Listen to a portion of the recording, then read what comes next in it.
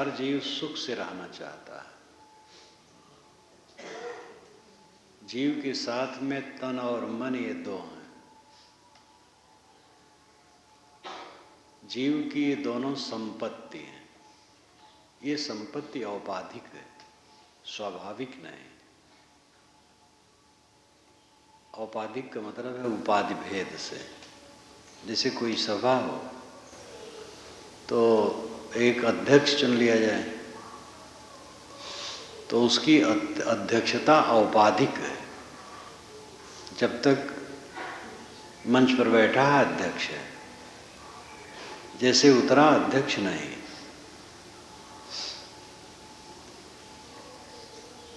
जीव का जो स्वाभाविक स्वरूप है वो चेतन है और आत्मा है। चेतन यानी ज्ञान, आत्मा यानी स्व। स्व है, ज्ञान है। और बाकी तन और मन उसका स्वाभाविक स्वरूप नहीं है, औपाधिक है, कुछ समय के लिए आरोपित है। मन अनादिकाल से साथ में है, प्रवाह रूप में, और तन भी प्रवाह रूप में मिलता छुपता है। शरीर और मन जो उसके साथ है, यही दो उसकी संपत्ति है औपाधिक, और यही सरदर्द है। और इसी सरदर्द में से अपने को संभाल के निकाल ले तो कुशल है। अपना हाथ अगर पत्थर से दब गया हो तो जोर से खींचोगे तो हाथ ही उखड़ जाएगा, टूट जाएगा, कट जाएगा। संभाल करके निकाल लेना चाहिए। तन और मन के दरेरे में जीव पड़ा है और इस बात में कोई संदेह नहीं। सब जीव भुक्त भोगी हैं और भोग रहे हैं। तन का झमेला भोग रहे हैं और मन का झमेला भोग रहे हैं। इसमें विश्वास करने की क्या बात है? भोग रहे हैं रात दिन। विश्वास करो तो न करो तो सामने है।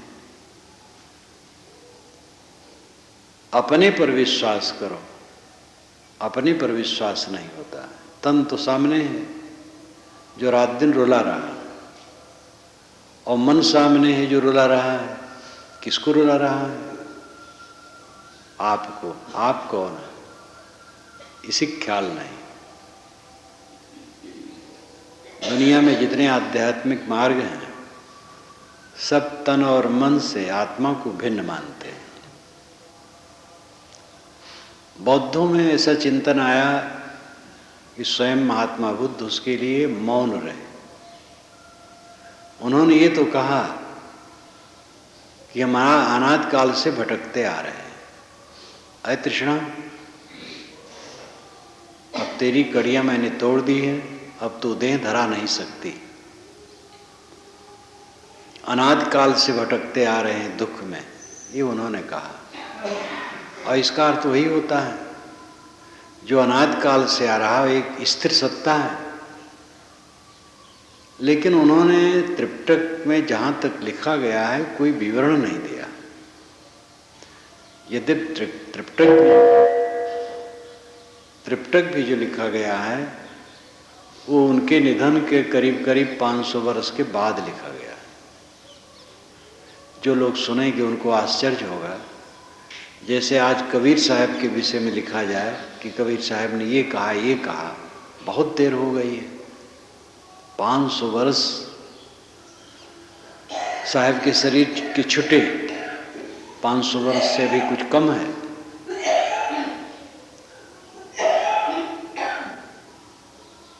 तो इतने दिनों के बाद बताया जाए कि उन्होंने ये कहा, उन्होंने ये कहा, उन्होंने ये कहा, ये उपदेश है, तो बहुत कुछ मिलावट हो जाती है। लेकिन 500 वर्ष के बाद जो लिखा गया है त्रिपिटक, उसमें कहीं ये नहीं लिखा गया है कि आत्मा नहीं है। कहीं नहीं लिखा गया, बल्कि स्वाभाविक धुनन यही है कि दुख से बचें, जन्म मरण के प्रवाह से बचें। अनाथ काल से हम भटकते आ रहे हैं, किंतु विवरण नहीं। पीछे से जहां विवरण दिया गया वहां खंडन किया गया। नागसेन ने पहली बार खंडन किया।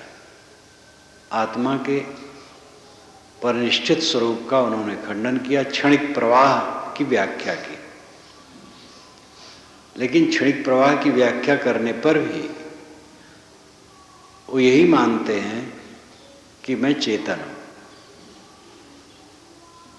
क्षणिक भले माने, लेकिन जड़ तो नहीं मानते अपने को। तो दुनिया में जितने आध्यात्मिक पथ हैं, केवल अपवाद बौद्ध मत है, जो क्षणिक विज्ञान मानता है आत्मा को। लेकिन जिसको मूल वचन बुद्ध का कहा जाता है, उसमें ये बात नहीं। कुल मिला करके उनका वो मान लिया जाए क्षणिक विज्ञान, तो भी वो बारंबार अपने को कहते हैं हमें दुख से मुक्त होना है। तो दुख से मुक्त होना है किसको? जिसको होना है वो तो है, तभी दुख से मुक्त होना है। मोक्ष किसको लेना है? निर्वाण किसको लेना है? इसलिए अपने आप पर जो विश्वास है ये बड़ी बात है। देह से भिन्न आत्म अस्तित्व है, इसका दृढ़ विश्वास होना चाहिए। सत्ता है, लेकिन सत्ता में विश्वास जब तक नहीं होगा तब तक साधना में प्रगति नहीं होगी।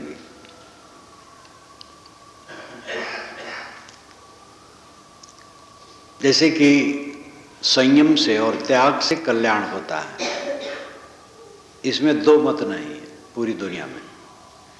भौतिकवादी भी मानेंगे कि संयम से ही कल्याण है। कल्याण का अर्थ हुए देह से अतीत पुनर्जन्म में न माने, किंतु ये तो मानना पड़ेगा कि इस जीवन में दुख से रहित होना कल्याण है। तो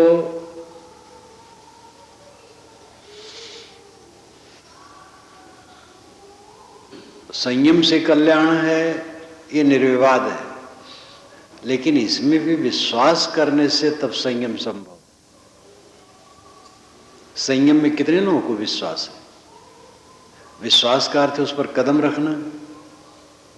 कदम नहीं रखते तो विश्वास कहाँ है? मन में होता है भोग, भोगने से आनंद आएगा।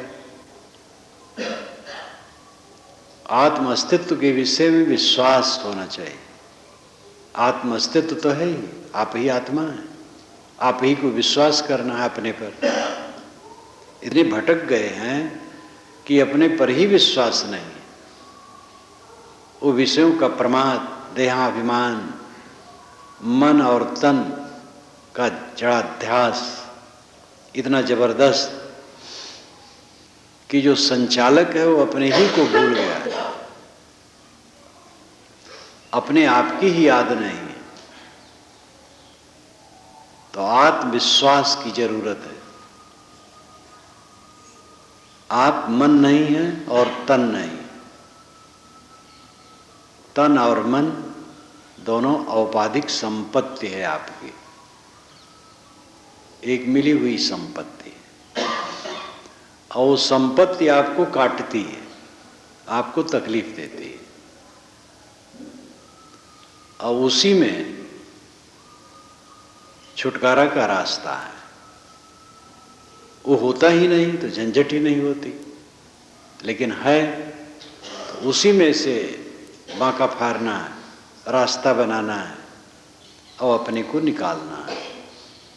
खाए बिना रह न जाए, पेट फूले जीव जाए, एक कहावत है। एक आदमी रहे तो ज़्यादा खा ले, परेशान हो जाए, लोग समझावें तो कहे खाए बिना रह न जाए, पेट फूले जीव जाए। खाए बिना रह नहीं जाता है और खाता हूँ तो ज़्यादा खा लेता हूँ, तो पेट फूलता है, जीव जाता है। एक सामान्य कहावत है और ये पूरी दुनिया की स्थिति है। एक डॉक्टर ने मुझसे कहा कि साहब जो लोग खाते हैं मनुष्य, आधा वही खाते, आधा हम लोग खाते हैं। अगर ये आदमी खाना संयमित कर दे तो हम लोगों की आमदनी आधी घट जाए। अब आमदनी घट जाए तो भी हमें कोई कमी नहीं रहेगी। हम तो चाहते हैं कि लोग कम खाएं और आमदनी घट जाए हमारी, ये सुखी रहें। लेकिन उपदेश दो तो भी नहीं कम खाते।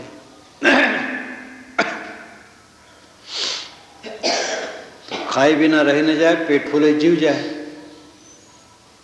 आदमी इतना उलझा हुआ है तन और मन में, उसमें पिस रहा है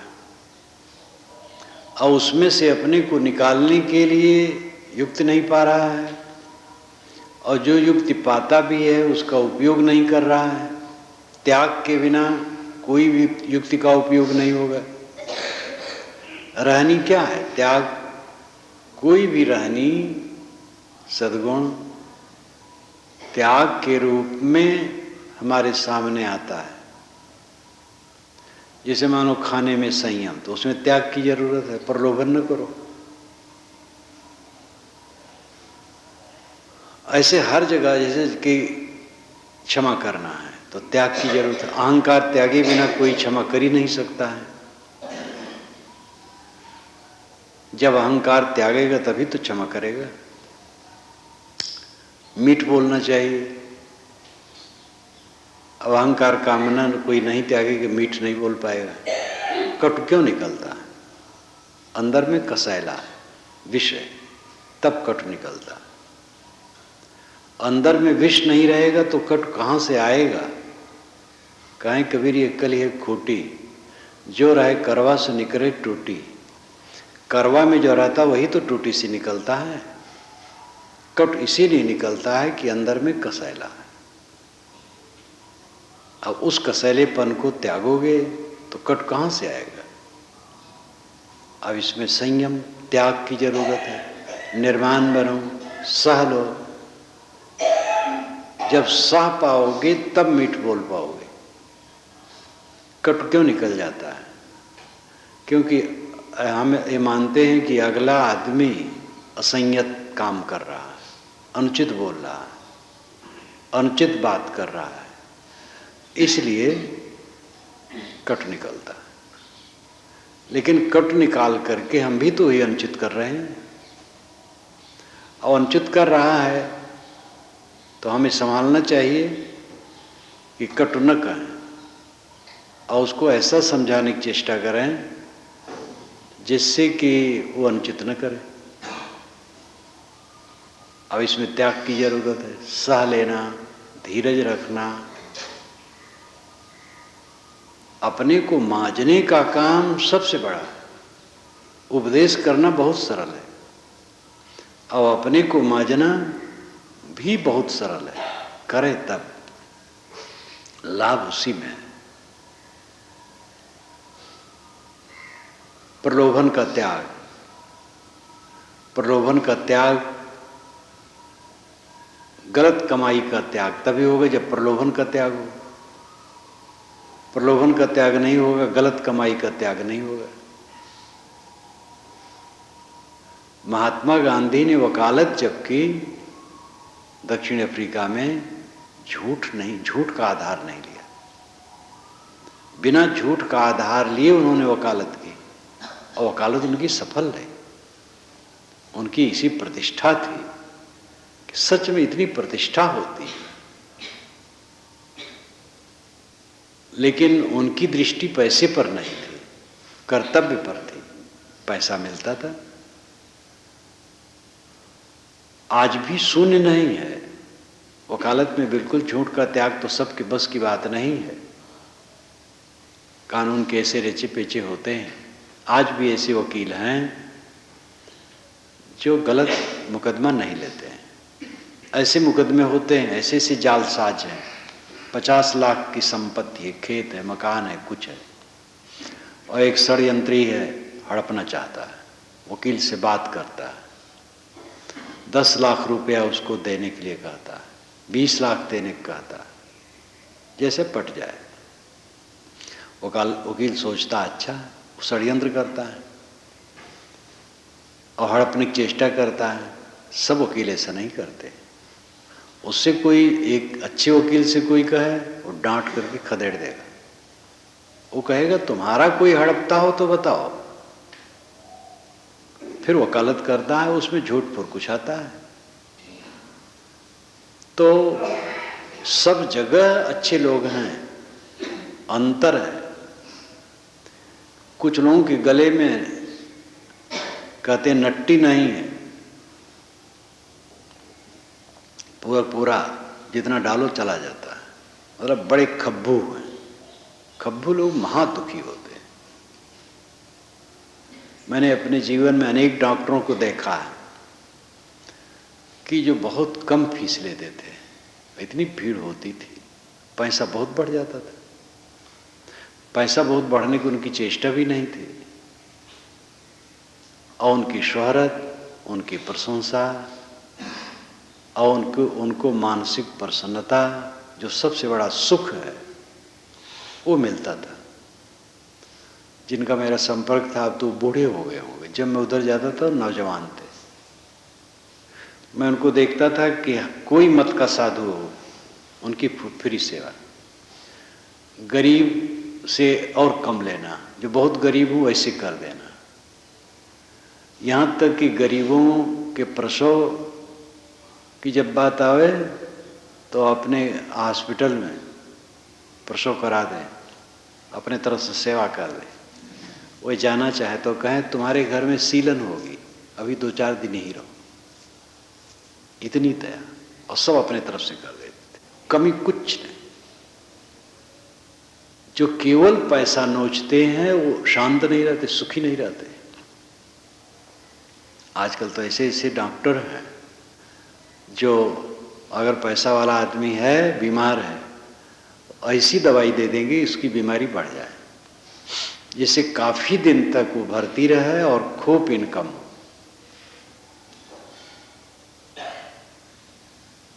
और दूसरे ढंग के वकील हैं, डॉक्टर हैं, ऐसे सब क्षेत्र में है। धर्म पुरोहितों की दशा, जालसाजी करो, फंसाओ, धोखा दो, चमत्कारी बात करो, ईश्वर दर्शन का झांसा दो, बकवास करो, फंसाओ। ऐसे भी कुछ हैं कि जो निर्णय विवेक की बात करते हैं। सब तरफ 2 नंबर के और पहले नंबर के हैं। 2 नंबर वाले कभी सुखी नहीं होते हैं। हो सकता हो कुछ माया की चीज ज्यादा बटोर ले। गुरु में ऐसा है कि धोखाधड़ी वाला काम, चमत्कारी बात, बकवास करके उनके पास पैसा ज्यादा हो जाता है, लेकिन उनकी अंतरात्मा संतुष्ट नहीं हो सकती। जो सही ढंग से चलेंगे वही संतुष्ट होंगे। गांधी जी यही बारंबार प्रयोग करते थे। जब मैं सेवाग्राम में गांधी आश्रम में गया अभी कुछ वर्ष पहले, तो देखा जगह तो बड़ी लंबी चौड़ी है, जगह जगह साधारण मकान बने। एक कमरा था जो इस साल का 8वां हिस्सा होगा, छोटा सा, और उसमें ऊपर खुटिया गड़ी थी, पटरे बिछे थे, चटाई पर सब सोते थे और सुबह लपेट करके ऊपर पटरे पर रख देते थे। और फिर वहाँ और भी कुछ काम धाम किया जाता था। गांधी जी का शौचालय देखा तो लोगों ने बताया कि जब गांधी जी दिल्ली चले गए थे तो एक सज्जन ने उनको यहाँ फ्लैश की टट्टी फ्लैश बैठा दिया था। साधारण था एकदम, बहुत साधारण। और ऐसे झुग्गी झोपड़ी रूप में जगह जगह जगह जगह खाने पीने की जहाँ जगह, वो भी सब साधारण, सब साधारण। और उसी साधारण जगह में बैठ करके ऐसी ऐसी मीटिंग होती थी जो अंतर्राष्ट्रीय प्रभाव वाली होती थी। उनकी दृष्टि भोग पर नहीं थी। गुजर तो होता है, काम करो। फिर और बनते गए। तो मनुष्य भोगों पर दृष्टि रखता है, त्याग के बिना वो सुख नहीं मिल सकता है। सारी रहनी, सारे सद्गुण त्याग के बल पर होते हैं। तन और मन, ये दो झमेला सबके पास है। शरीर की व्यवस्था की जरूरत है, शरीर सुव्यवस्थित हो। जो अपने शरीर पर ध्यान नहीं देता है और शरीर का स्वयं डॉक्टर नहीं बनता है, बाहर का डॉक्टर क्या करेगा? इतनी अकल नहीं, भोजन की मात्रा का अकल नहीं। अधिकतम लोगों को अपने भोजन की मात्रा की अकल नहीं। भोजन की मात्रा हमारी क्या? हजरत मोहम्मद ने भी अपनी भोजन की मात्रा के विषय में कहा, तथागत बुद्ध ने भी कहा है, सभी संतों ने कहा है। कबीर साहब के तो विषय में देखो, आहार विहार सबके विषय में खूब कहा है। अन्न पानी योग, भोजन की मात्रा का ज्ञान होना, हबक के न खाना। गोरखनाथ ने कहा, हबक न खइबा ठबक न चलिबा, धीरे धरिबा पाँव। हबक के न खाओ, खाने में हबक के खाओगे ज्यादा खा लोगे। गांधी जी ने भी कहा है कि थोड़ा थोड़ा मुख में ले करके चबा के खाओ तो थोड़े भोजन में तृप्त हो जाएगी। हबक हबक के खाओगे ज्यादा खा लोगे, वो पीछे नुकसान करेगा और पीसेगा भी नहीं। भोजन की मात्रा का ज्ञान नहीं रखते, प्रलोभन, जो चीजें नुकसान करने वाली ठूस के खा ली। इतनी अकल नहीं। एक दिन नहीं, 2 दिन नहीं, 10 दिन नहीं, रोज रोज। गृहस्थ नहीं, जो घर द्वार छोड़ दिए, माँ बाप परिवार सब छोड़ दिए, खाने में नहीं संयम कर पा रहे हैं, तो क्या होगा? खाने का संयम, खाने में ये विश्वास कि जल्दी पचने वाला भोजन सबसे गुणकारी है और जल्दी पचने वाला भोजन सस्ता भोजन होता है। अन्न हो, सब्जी हो, पानी में पका के खाना, यही सस्ता भोजन है। और सस्ते भोजन से खूब प्रोटीन और विटामिन मिलेगी शरीर में, कोई कमी नहीं रहेगी। कभी चेष्टा न करो घी, दूध, मेवे, फल, ये चीज मिले तब ठीक रहेगा, ऐसा कभी न सोचो। जो उपलब्ध हो सहज लो, सुपाच्य लो, इस पर विश्वास करो। कड़ी भूख लगने पर खाओ। ऐसा खाने के नियम रखो कि भोजन के टाइम कड़ी भूख लगे। ये नहीं कि दोपहर को भोजन हुआ तो कड़ी भूख नहीं लगी, 2 बजे कड़ी भूख लगी तो गए भंडारी को बताए, भाई मैं अब कड़ी भूख लगी है, तो ये कोई बात हुई? ऐसा भोजन करो, ऐसा नियम रखो कि भोजन के टाइम पर कड़ी भूख लगे। कड़ी भूख में खाना और सुपाच्य खाना और संतुलित खाना, ये पेट के लिए जरूरी है। और शरीर से श्रम करना, हम जैसे लोगों का दुर्भाग्य है, शरीर से श्रम करने का अवसर नहीं। अगर मैं आश्रम में ही रहूं 12 महीने तब तो शरीर से श्रम कर सकता हूं। साथी लोग रोक करके क्या करेंगे? हम करेंगे 2 घंटा, और कोई नहीं रोक पाएगा। 2-4 दिन हल्ला करेंगे, फिर बंद कर देंगे। लेकिन अब भ्रमण में हूं तो वहां कौन हमसे अपने खेत में काम करवाएगा? फिर काम भी यहां भी रहता हूं तो और दूसरा काम है, वो कर रहा हूं। तो शरीर से श्रम जिनको करने का अवसर नहीं होता है, उनको चाहिए व्यायाम, आसन, घूमना, ये करें, निकम्मे न रहें। यहाँ के आश्रम वासियों के लिए तो आश्रम से बाहर घूमने की जरूरत ही नहीं। इतना लंबा चौड़ा परिसर है और अंदर में सड़क है, खूब घूम सकते हैं। मैं तो प्रातः घूम लेता हूँ, 2:30 बजे उठता हूँ, 3 से 4 के अंदर में घूम लेता हूँ। शाम वाला मैं छत पर घूमता हूँ जिससे लोगों को डिस्टर्ब ना हो। खूब घूमें और व्यायाम करें, आसन करें। आसन, व्यायाम और घूमना न करेंगे, जंग पकड़ेगा शरीर में, कब्ज होगी, विकार होगा। शरीर श्रम गांधी जी ने शरीर श्रम 11 व्रतों में एक व्रत माना है। अहिंसा, सत्यस्ते, ब्रह्मचर्य, असंग्रह, शरीर श्रम, अस्वाद, सर्वत्र भयवर्जन, सर्वधर्म समानता, स्वदेशी स्पर्श भावना, विनय, व्रत, निष्ठा से ये 11 सेव्य हैं। ये उनका मंत्र है। तो उसमें शरीर श्रम एक व्रत है। एक सज्जन गांधी जी से कहे कि बापूजी मुझे कुछ सेवक काम दीजिए। वो इंग्लिश में अच्छा लिखते थे और हरिजन पत्रिका निकल रही थी। तो कहे बापूजी, कई बार कहे बापूजी कुछ सेवक काम दीजिए। उन्होंने कहा जरा गेहूं पीसना है, सहयोग कराइए। उस समय आटा चक्की नहीं थी कि पिसवा लाए, अपने हाथ से लोग पीसते थे। जरा गेहूं पिसवाना है, सहयोग कराइए। उनके मस्तक पर पसीना आ गया बेचारे।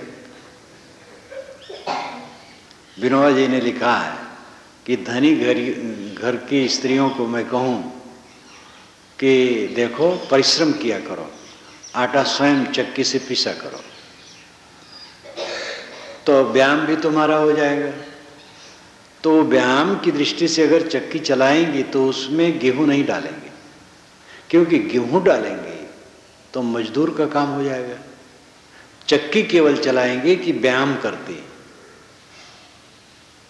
और गेहूं डाल देंगे तो मजदूर का काम हो गया, तब तो फिर घटिया हो गया। ये उन्होंने व्यंग किया। मतलब है कि मेहनत करने को लोगों ने अपनी हेठाई मान ली। ये महादुर्भाग्य। और ये ऊंच नीच की भावना जब से बढ़ी है तब से बढ़ा है। ये तो मैं अनेक बार कहा करता हूं। जब से वर्ण व्यवस्था बनी तब से वैदिक परंपरा में मोटा काम करने वालों को छोटा मान लिया गया है, और खुद वेद के ऋषि कुल काम करते हैं।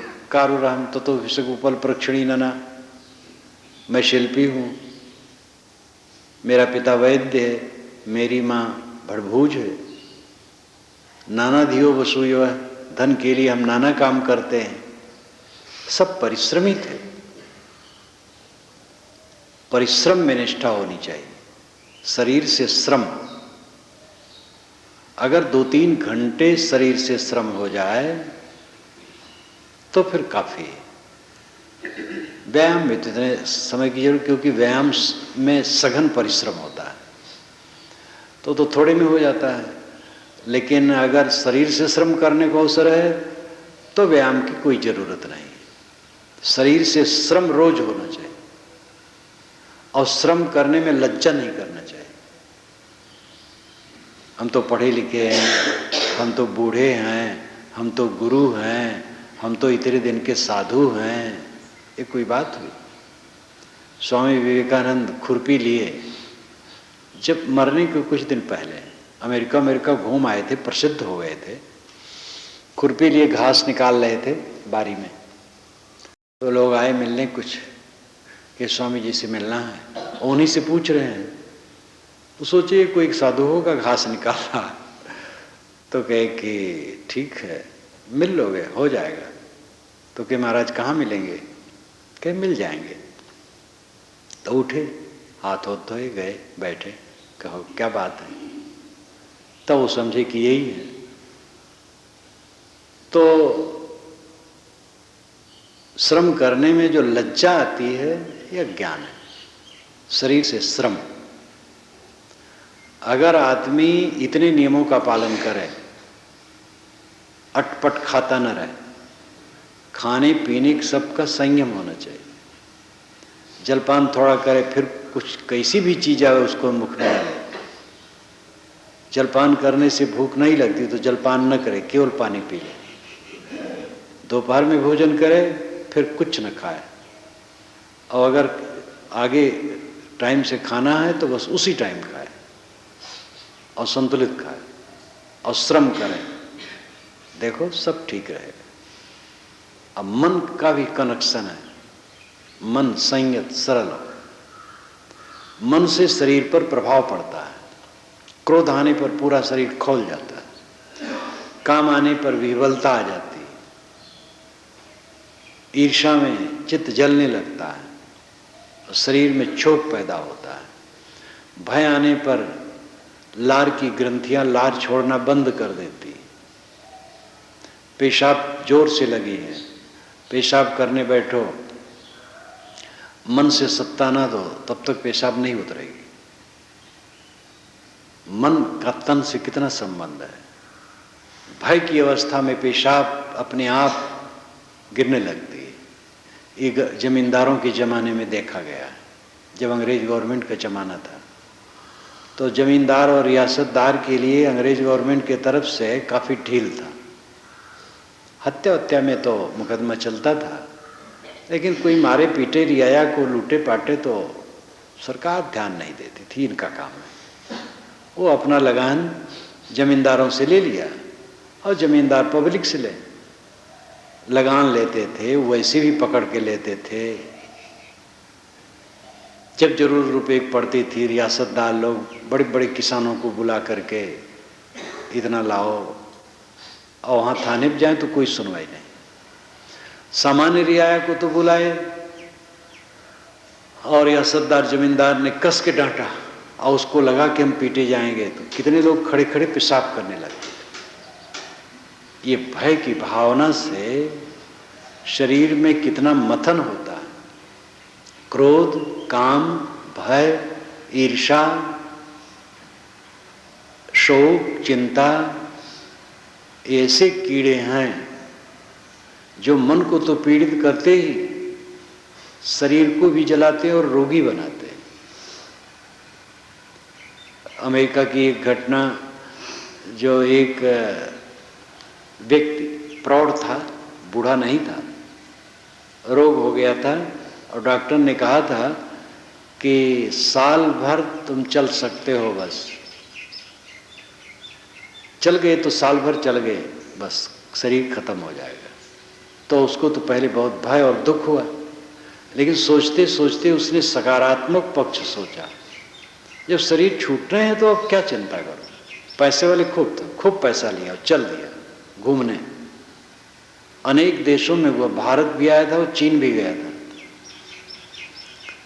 और जहाँ जाता था नौका विहार करना, क्लबों में डांस करना और हंसना और अपना सहज रहना कि शरीर तो छूटने है। उसने अपनी डायरी में लिखा है कि भारत के गरीबों और चीन के गरीबों से तो मैं रोगी होकर के भी सुखी हूँ। ये लोग तो बेचारे दिन भर पेट भर दाना भी नहीं पाते। उसने निकट से देखा, गांव में भी जाके देखा, झुग्गी झोपड़ियों में देखा, ऐसे गरीब लोग हैं जिनको पेट भर खाने की नहीं मिलता। हमारे ज़माने में हमने देखा है कितने घरों में दाल भात बनना तो मुश्किल है, भात बन जाए और नमक से खा लें बहुत है, और भात मिलना मुश्किल। कहीं भुना उना भून करके खा लिए और पड़े हैं बेचारे, काम भी करना पड़ता। बड़ा संताप था। आज के ज़माने में बहुत अन्न पानी सब फैल गया है। तो उसने लिखा है कि भारत और चीन के गरीबों से तो मैं रोगी होकर के भी सुखी हूँ, तो बेचारे खाने भी नहीं पाते। और साल भर के पहले ही अमेरिका गया तो डॉक्टर से जांच करवाया। डॉक्टर आश्चर्यचकित हो गया। डॉक्टर ने कहा कि तुम्हारा रोग तो दूर हो गया, अभी तुम मरोगे नहीं। और उसके बाद वो 20 वर्ष तक जीवित रहा। तो मानसिक प्रभाव शरीर पर बहुत आता है। हल्का मन और दुनिया की चीजें, दुनिया की व्यवस्था कौन कर सकता है?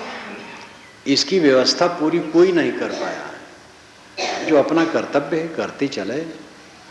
अपने आप अपने मन को ज्यादा डाल देना व्यवहार में दुख का कारण बनता है। उसमें ज्यादा न डुबाओ, काम करो। अच्छा, कोई काम न करे तो संतुष्ट रहेगा, बिल्कुल ऐसी भी बात नहीं है। जिम्मेदारी लेकर के करने से अपने व्यक्तित्व का निर्माण होता है। जो लोग ये मानते हम कुछ नहीं कर, एक साधु ने तो बताया कि एक बड़े साधु ने मुझसे कहा कि देखो, तुम जब भंडार घर में रोटी बेलने जाओ तो टेढ़ मेढ़ बेल दो। अच्छी रोटी बेलोगे तो तुम्हें बारंबार कहेंगे आओ काम करो, आओ काम करो। हम कहें महाअपराधी वो साधु था, उसको तो निकाल बाहर करना चाहिए। ऐसे लोगों का कल्याण क्या होगा, व्यवहार ही खराब है। तो ऐसे ऐसे भी दुष्ट होते हैं वेश में, हम तो सुने तो दंग रह गए। कहीं किसी आश्रम की बात है, दूर की बात है और ज्यादा दिन की बात है, लेकिन ऐसे ऐसे होते हैं। श्रम करना चाहिए और श्रम में शौक से करना चाहिए। सब काम शौक से करो। परिश्रम छोड़ देने से तो मन और खराब होगा। जिम्मेदारी लेकर के जो काम करता है उसका व्यक्तित्व और सुव्यवस्थित हो जाता है। मैंने तो अपने जीवन में देखा, कई बार मैं कहता हूँ कि मेरी उम्र उस समय 10 की थी जब मुझे सब व्यवहार का काम देखना पड़ा था। पूरी गृहस्थी खेती बाड़ी संभालनी पड़ी थी और शौक से संभालता था। मुझे शौक रहता था कि माता पिता को किसी प्रकार की चिंता ना हो, मैं सब कर लूँ। जब गुरु जी के पास आया तो वहाँ जैसे बन सकता था करने की चेष्टा रखता था, और वो सब करते करते आज तक जो जिम्मेदारी लेकर के किया उससे मेरा बड़ा कल्याण हुआ। दूसरे का जो हो रहा है हो ही रहा है, मेरा बड़ा कल्याण हुआ। और जिम्मेदारी न लेना, अपने समझना हम फ्री होंगे, फ्री क्या होंगे, मन भटकाएगा। श्रम की जरूरत है और जिनको जितनी जिम्मेदारी लेने की योग्यता है ले करके काम करेंगे तो उनका व्यक्तित्व निखरेगा। निठल्ला रहेंगे, पतित होंगे, किसी काम लायक नहीं होंगे।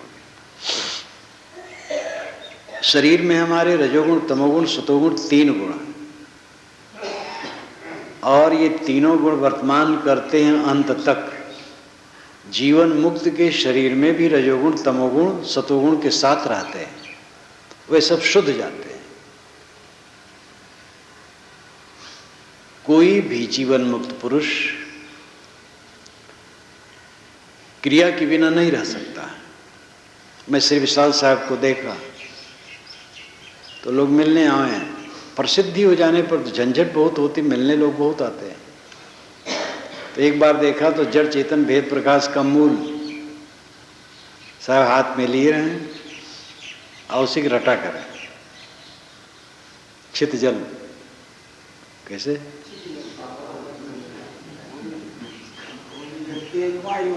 भूमि जल तेज वायु आकाशा 5 तत्व जड़ सदा निवासा चेतन जीव मिलखट वस्तु है असंसारनाथ स्वयं। फिर उसी को प्रेम साहब हंसे कि साहब प्राथमिक पाठ पढ़ रहे हैं तो अपना उसी को पढ़ा करें, लोग बंदगी करें, जाए आए। कई बार उदाहरण देता हूँ काशी वाले के संत को, जो पोस्ट ऑफिस के सामने लॉबी में पड़े रहते थे, नंगे रहते थे, या तो पलथी मार के बैठे रहते थे या तो पेट के बल लेटे रहते थे। उनका कक्ष भाग कोई कभी देख नहीं पाता था। जब खड़े होते थे तब तो दिख जाता था। बहुत तगड़े, एक जगह पड़े रहते थे, मोटा गए थे, लेकिन मौन रहते थे, नंगे फर्श पर रहते थे, एकदम फर्श पर, सीमेंटेड फर्श पर। कठिन ठंडी रहती थी, हम लोग कमरे के अंदर रजाई गद्दे में रहें। उस समय वह सड़क के किनारे पोस्ट ऑफिस की लॉबी में फर्श पर बैठे रहें या पड़े रहें, इतना अभ्यास किए थे और कोई पागल नहीं थे। तो उनको मैं कई बार देखूं लेटे रहें पेट के बल और कागज पर कुछ लिखते रहें। तो ऑफिस वाले कागज का टुकड़ा इतना इतना रख दें और कई दावात स्याही भर करके और कलम कई ऐसे सेठा का बना करके रख दें, तो उसमें दुआएं लिखें और अक्षर कुछ नहीं पता चले, तो लगे कि अपने मन को वो एकाग्र करने के लिए कर रहे हैं। तो रजोगुण शरीर में है वो क्रिया प्रधान है। क्रिया को एकदम कोई रोक नहीं सकता। क्रिया का संयमन चाहिए। अध्ययन में, श्रवण में, सेवा में उस क्रिया के वेग का व्यय होना चाहिए।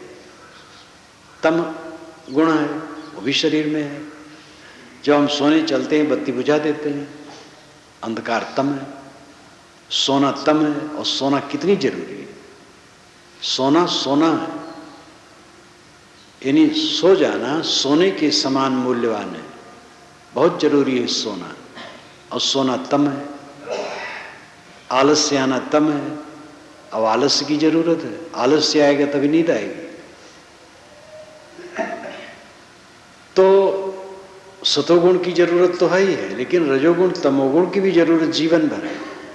अब वो शुद्ध करके हो जाता है ज्ञानियों के जीवन में। इसलिए क्रिया छोड़ करके कोई नहीं रह सकता है। और कोई संतुलित क्रिया न करेगा, संयमित क्रिया न करेगा, कोई जिम्मेदारी नहीं लेगा, सेवा नहीं लेगा, तो उसका मन इधर उधर भटकेगा, पतित होगा। ये निठल्ले साधुओं का इसीलिए घोर पतन है कि वह कहीं समर्पित नहीं है, और समर्पित होकर के उनके जीवन की सरणी कुछ नहीं है, कुछ जिम्मेदारी नहीं, कुछ व्यवस्था नहीं, इसलिए वो भटकते रहते हैं। और मन से गिरे, तन से गिरे।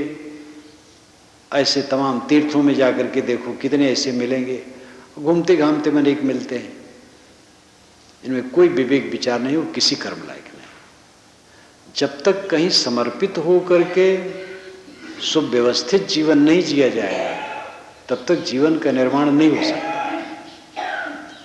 तो शरीर का श्रम और मन का संयम, ये दोनों की जरूरत है। तन और मन हमारे पास है, इन दोनों को ठीक रखना हमारा काम है।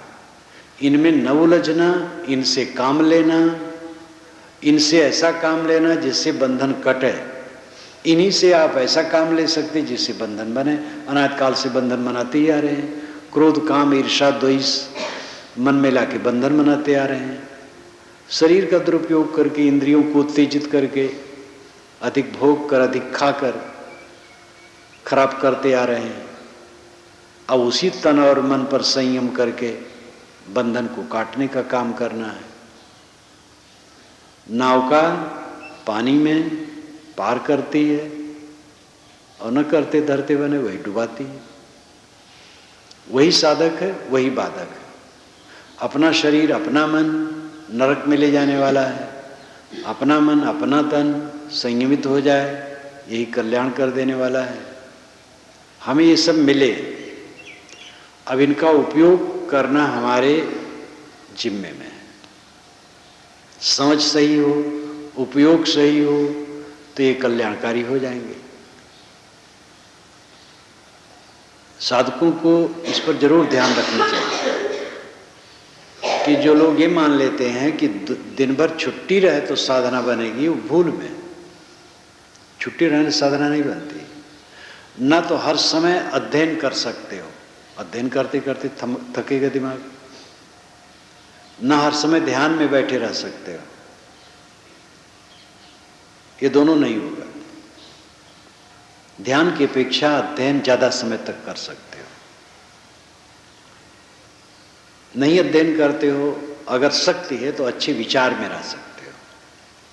अच्छे विचार में रहना अच्छा है, लेकिन जब काफी शक्ति आ जाएगी तब अच्छे विचार में रह सकते हो।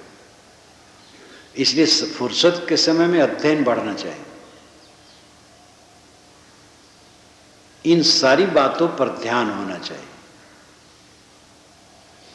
जहां तक जिम्मेदारियां दुनिया की हैं, वो हल्के मन से करना चाहिए। सब क्षणिक, सब क्षणिक। और जैसा सोचो वैसा सब कोई कर नहीं पाएगा, अधूरा बना रहेगा। इसलिए जो संभव हो वो काम करो, जितना बन सके करो। कितनी जिम्मेदारी, कितना करने की जिम्मेदारी, कितने लोग, साधु को कितने लोगों को चता देना है? कोई जिम्मेदारी इतने लोगों को जगा दे हम? अरे पूरा हम अपना जगा रहे हैं और जो सामने मिले उनसे निवेदन करें। जिनको जगने गर्ज होगी जगेंगे। व्यवहार की भी कोई जिम्मेदारी नहीं है इतनी कि इतना कर डालो। जो सहज हो वो करो, दिमाग को उलझाओ। व्यवहार वही सफल है कि जिस व्यवहार के परिणाम में संतोष हो, शांति हो। कोई काम करो तो उसमें प्रसन्नता होनी चाहिए। अगर प्रसन्नता नहीं तो संबंध बेकार है। जिन लोगों के बीच में हम प्रसन्न नहीं है वो संबंध बेकार है। जो हमारे साथ हैं उनसे हम प्रसन्न नहीं हैं तो बेकार है संबंध। जो काम करते उसमें हम प्रसन्न नहीं तो बेकार है। डॉक्टरी करते हैं, वकालत करते हैं, व्यापार करते हैं, खेती करते हैं, वो खिन्न है तो समझदारी नहीं। चेष्टा से पूजा समझो उसको, पूजा समझ कर प्रसन्न होकर करो। गृहस्थी में कोई गृहस्थ है और सदाचारी है, उसको थोड़ा ज्ञान है और ये लगता है गृहस्थी बहुत झंझट का घर है। लेकिन अब झंझट का घर मान करके हरदम क्लांत रहे तो वैराग विवेक थोड़े है। गृहस्थी में है वो प्रसन्न है, काम करता है, व्यापार धंधा जो है करता है, खेती है, व्यापार है करता है, बाल बच्चों को पालता पोसता है, सबसे प्रेम से बोलता है और प्रसन्न रहता है, खुश है। ये समझता है ये बंधन का कारण है, इसलिए अपने को बंधनों से मुक्त होने के लिए प्रयास करता है।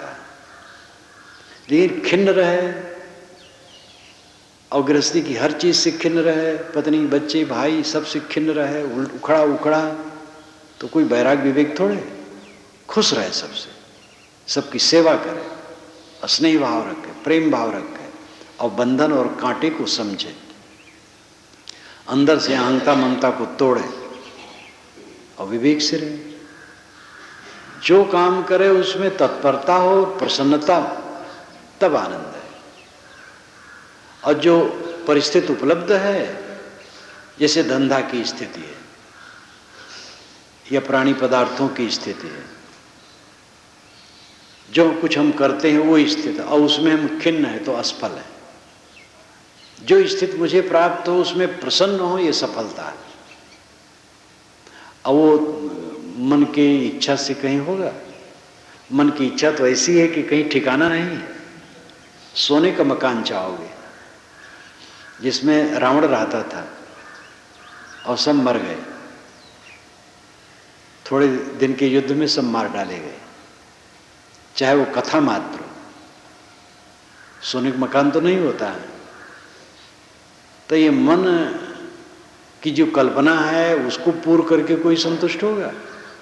मन पूरा पूरा नहीं जहां तक करिए पूर्ण, आखिर को रुकना दुख ही सब पुरुषार्थ धूर। मन को पूरा करने से कभी पूरा नहीं हो सकता और दुख ही में रुक जाना पड़ेगा।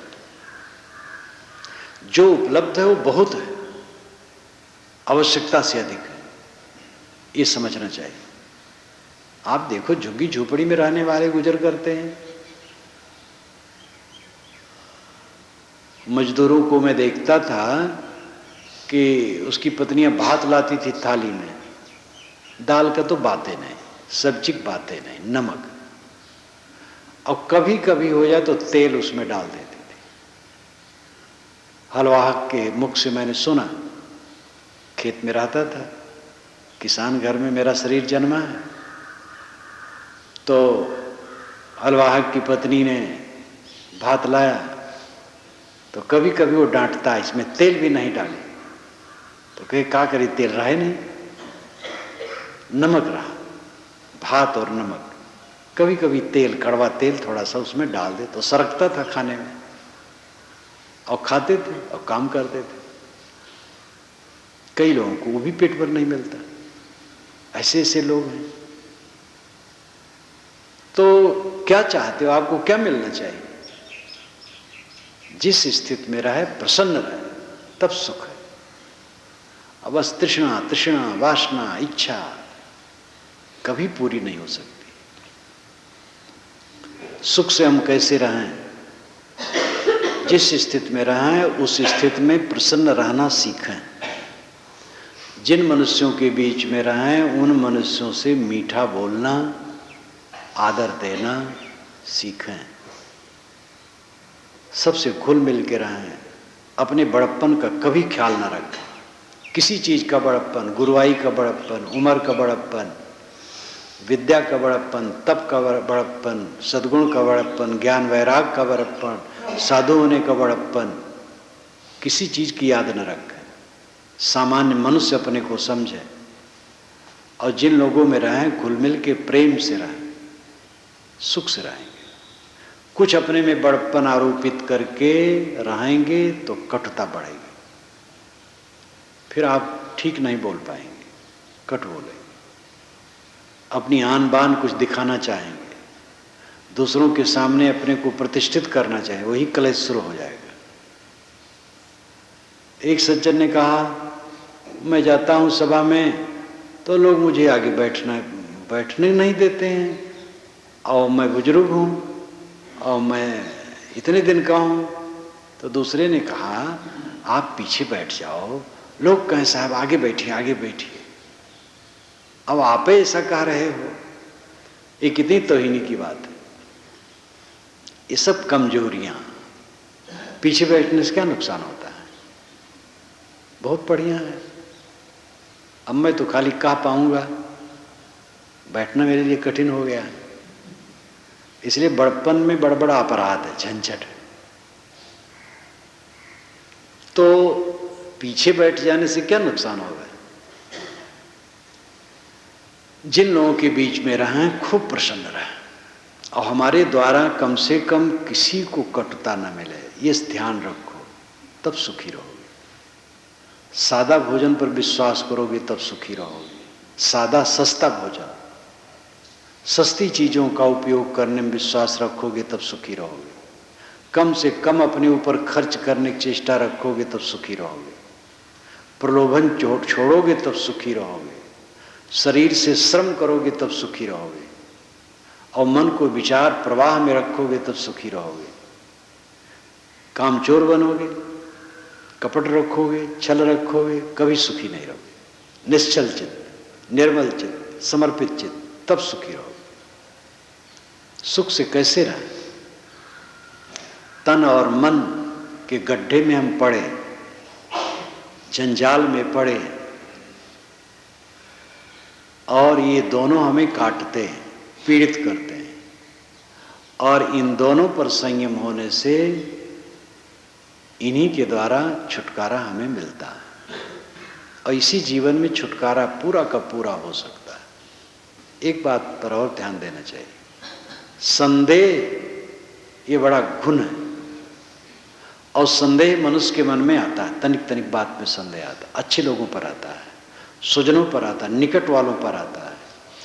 कई लोगों में परस्पर संदेह होने से बिगड़ जाता है।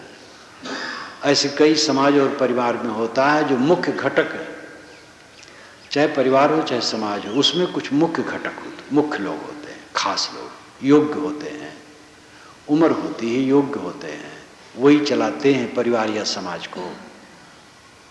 और उन लोगों में संदेह आने लगता है अपने साथी पर, और वो बहुत झूठ रहता है, लेकिन मन में भ्रम आता है। साहब ने कहा, संशय सब जग खंडिया, संशय खंडे न कोई, संशय खंडे सो जना जो शब्द विवेकी हुए। मुझे याद है, मैं काशी में रहूं प्रकाशन में, तो उस समय तो मैं ही सब व्यवस्था देखता था, प्रूफ भी देखता था, पैसे की भी व्यवस्था, सब। तो मेरे साथ शरणपाल दास रहे या और कोई रहे, तो उनको पैसा दे दूं सब्जी लाने के लिए और कुछ लाने के लिए। तो फिर पूछूं तो बताएं, कभी कभी संदेह हो मेरे मन में, इतना पैसा दिया था कैसे खर्च हो गया, गिरा तो कहीं नहीं दिए, ये तो हो नहीं कि ये ले लिए। शरणपाल दास पूरा समर्पित, जो कुछ उनके था, घर की संपत्ति वो भी समर्पित, और जब कभी मैं उनको कुछ देना चाहूं कभी लिए नहीं मेरे हाथ से। ऐसा आदमी चुरा लेगा? तो ये तो संदेह नहीं रही कि चुराते हैं, ये संदेह गिरा तो नहीं देते हैं। तो कॉपी उठा करके देखूं तो देखूं सब ठीक है, खरीद करके लाए हैं वैसे पैसा सब गणित के अनुसार सही है, तो गिराए नहीं। अब अगर वो न लिखे हों वैसे हो अंधकार में तो वो गिरा दिए। अब फिर आगे संदेह उन पर तो नहीं हो सकता, नहीं किसी पर हो सकता है, ये धर लिए। तो संदेह होता है मनुष्य के मन में, और अच्छे लोगों के प्रति संदेह होता है और अच्छे लोगों के मनों में संदेह होता है। वो विवेक द्वारा निराकरण करना चाहिए। साथी पर संदेह न हो, निसंदेह। साथी पर निसंदेह रहोगे वो भी अपना बढ़िया काम करेगा। कोई घटिया कर रहा है कुछ दिन में पता लगेगा तो अपने आप निराकरण हो जाएगा। ऐसा अपवाद कभी आता है, स्वाभाविक नहीं है, स्वाभाविक सच्चाई ही है। तो संदेह संशय सब जग खंडिया संशय खंडे न कोय। हमने मान लिया कि अमुक का साधक आज दिन भर बैठा रहा, कुछ किया नहीं, लेकिन हम नहीं जानते उसने कुछ किया है, दूसरे काम में लग गया है, और हम समझे वो मुंह चुरा करके बैठा है। अब ऐसी बात नहीं, तो ये संदेह तो अपना। ऐसे घर द्वार कहीं भी हो, दूसरे के लिए मन में संदेह हो जाता है, इस संदेह का निराकरण रखना चाहिए। अपना मन निसंदेह, सबके लिए सब समर्पित है, सब करते हैं, कोई कम भी करा कोई हर्ज नहीं। अपना मन बड़ा जंगल है, अपना मन बड़ा नरक है। अपने मन नरक दे रहा है, दूसरा कोई नरक नहीं दे रहा है। अपने मन को ठीक कर लो, स्वर्ग स्वर्ग। साथियों से नहीं बैठता है, अब कोई हो सकता है किसी का स्वभाव न ठीक हो, चला जाएगा। ज्यादातर अगर हमसे नहीं बैठता तो हमारी त्रुटि। जो लोग कहते हैं हमारे घर में नौकर टिकते ही नहीं है, तो इसका मतलब आपका दोष है।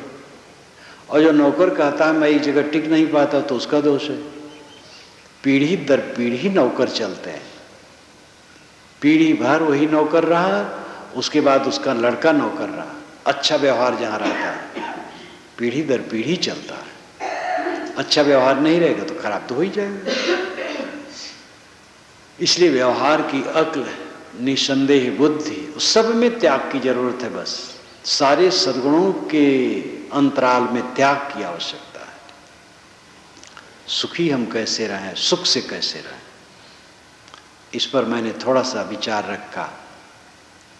भोजन पानी में संयम और ये विश्वास रखना, सस्ता सरल सुपाच्य भोजन में स्वास्थ्य और श्रम पर विश्वास करना, मन को संदेह रहित रखना, कटुता का एकदम त्याग करना, ये सबसे बड़ी बात है। कभी कटु न बोलो। अगले आदमी से गलती हो गई तो भी कटु न बोलो, मीठे वचनों में समझाने की चेष्टा करो। अगर आप स्वयं सुबस नहीं हैं, अगले आदमी की गलती के कारण आप उलझ गए तो न बोलो, जब सुलझ जाओ तब बोलो। इसीलिए न्याय में देर करने की बात कही जाती है। अब आजकल का न्याय देर तो है, वो तो बहुत गड़बड़ है। मुकदमा चलता है, एक हत्या हो गई थी तो करीब करीब 17-18 वर्ष हो गए, और हत्या में एक आदमी नाजायज फंस गया था। तो यहाँ आकर के बताया कि साहब हम फंस गए और हम रहे नहीं, साहब कोई सोर्स हो तो जरा जज से कहलवा दीजिए। हम कि भाई ऐसा सब कुछ नहीं है और तुम आओ जाओ। अभी वो आया था, बूढ़ा हो गया, 16-18 वर्ष हो गया। हम कि क्या है, कैसा है, वो ऐसे चल रहा है, कुछ नहीं हुआ है। अब वो मर भी जाएगा तब भी मुकदमा तय नहीं हुआ है। तो ये देरी तो बहुत गलत है। लेकिन न्याय में कुछ देरी करना चाहिए, जिससे कि संतुलित चित्त से न्याय करें, तो उलझे ना, उद्वेगित ना हो। कटुता का त्याग सबसे जरूरी है। समाज, परिवार और दो व्यक्तियों का संबंध मिठास से बढ़िया है। कटु शब्द कहोगे, तिरछा को नहीं करोगे, कुतर्क करोगे, आप ही सुखी नहीं रहोगे, दूसरा क्या सुखी रहेगा। इन सब बातों पर ध्यान रखना चाहिए और अपने जीवन में प्रयोग करना चाहिए। अपने तन मन के बंधन से मुक्त होना चाहिए। इसी के लिए सत्संग।